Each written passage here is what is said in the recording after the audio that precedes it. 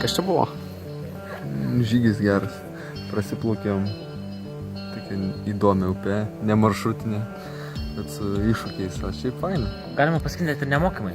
Labiau kaip ir nuotykis. Savęs pažinimas, negalima sakyti. Pamatęs krūvą medžių, ar tu pamatęs rimtą projektą. Ir tu iškart sakysi, bet vėl čia ardyti reikės, čia vėl reikės rašyti, čia tu iškart žmogų identifikuoti gali. Čia net gali darbo pokalbius daryti. Per team buildingą, tai iškart identifikuosi, kurie čia velkasi, tarkim, arba kurie ten tik bėdavoja, kurie sprendžia situacijas racionaliai ir duoda iškart sprendimo būdus, kas ima lyderiavimą. Šiaip nevaikščiau kartais. Ar kai yra užduotis, tarkim, kažkoks tikslas, tada gerai. Tarkim, aš irgi gal šiaip ten nedaryčiau projektus, arba šiaip nedaryčiau kažko šito, bet atsirado projektas, kur to reikia padaryti. Ir tu tada pradedi mokytis.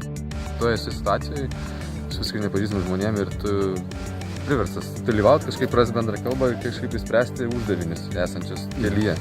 Atsargiai tenais. Maršrutas nėra plaukimui skirtas, pačilinimui.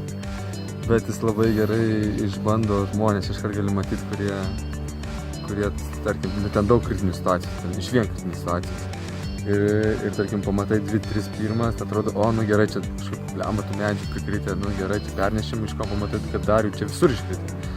Jau matai, kad čia reikia priimti situaciją, kaip jau tokia jinai esanti, tai čia situacija reiškia, kad pamatai jau įvertinus, kad čia bus visur medžių, tai specialiai toks maršrutas paimtas ir ištestavim pagal vidą.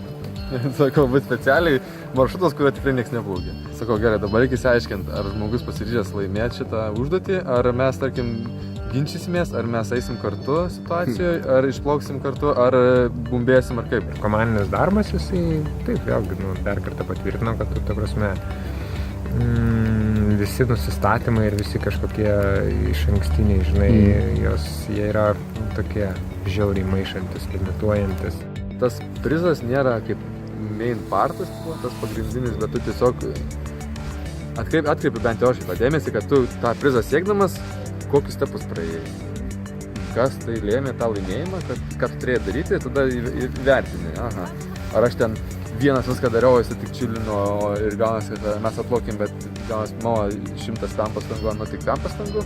Ar mes pasidalinom po 100 būtų turėdami, po ten ir tada atplaukėm ten, ar ten kažkaip susikooperavo. Jeigu tu neįsijungsi čia 100%, nežaisi to 100%, kaip ir visose gyvenimo srityse, tai efekto jokio.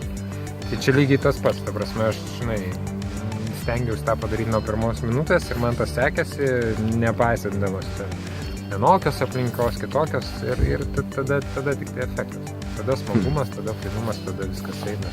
Nesvarbu, kad sunku, gali bet kas, nes visi padeda vienas kitam, palaukia vienas kitam. Priklauso nuo charakterio, bet manau, bet kas galėtų. Jeigu nenorėtų lipti į pelkę, tai turbūt pirmas ženklas. Sustoti, ne? Sustoti ir viskas galėtų apsisukti iš karto.